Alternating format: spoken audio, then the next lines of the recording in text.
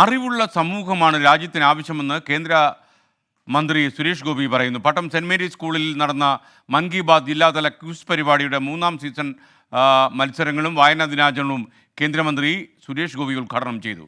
ശിവഗിരി മഹാസമാധിയിലും അദ്ദേഹം ദർശനം നടത്തി. പട്ടം സെന്റ് മേരീസ് സ്കൂളിൽ നടന്ന ചടങ്ങിൽ NCC കേഡറ്റുകൾ ഗാർഡ് ഓഫ് ഓണർ നൽകിയാണ് കേന്ദ്രമന്ത്രി സുരേഷ് ഗോപിയെ സ്വീകരിച്ചത്. മൻ കി ബാത്തിലൂടെ പ്രധാനമന്ത്രി രാജ്യത്തെ മുന്നോട്ട് നയിക്കുന്നുവെന്നും വായനയിലൂടെ ഉത്തരവാദിത്തമുള്ള പൊതുസമൂഹം വളരുന്നുവെന്നും കേന്ദ്രമന്ത്രി സുരേഷ് ഗോപി.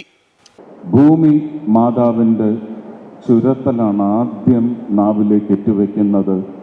പിന്നീട് അങ്ങോട്ട് അക്ഷരമാണ് പതിവ് നൽകുന്നത്. അക്ഷരത്തിൻ്റെ പെരുമ ജീവിതത്തിൽ ഭക്ഷണം പോലെയും മറ്റെല്ലാ അംശങ്ങൾ പോലെയും വളരെ പ്രധാനമാണ്. നെഹ്റു യുവകേന്ദ്രയും ഗ്ലോബൽ ഗിവേഴ്സ് ഫൗണ്ടേഷനും സംയുക്തമായാണ് മൻ കി ബാത്ത് ക്വിസ് മത്സരം സംഘടിപ്പിച്ചത്. മുൻ കേന്ദ്രമന്ത്രി V Muraleedharan, Mar Baselios cardinal Cleemis Bava, Kerala knowledge economy mission director PS Sreekala എന്നിവർ പരിപാടിയിൽ പങ്കെടുത്തു.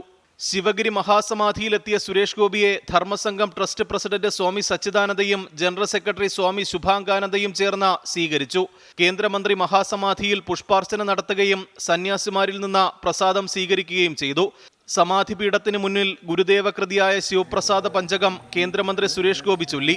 ചേംബർ ഓഫ് കൊമേഴ്സും തിരുവനന്തപുരത്ത് മന്ത്രി സുരേഷ് ഗോപിക്ക് സ്വീകരണം നൽകി. 24 തിരുവനന്തപുരം.